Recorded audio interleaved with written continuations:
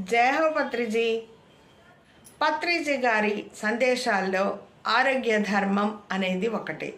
ఇంకొక అత్యంత ముఖ్యమైన ధర్మమే ఈ శాకాహారం గురించి. ఆరోగ్యానికి మూల సూత్రం యుక్తాహార సేవనం. యుక్తమైన ఆహారం అంటే శుద్ధమైన శాశ్వతమైన శాకాహారం.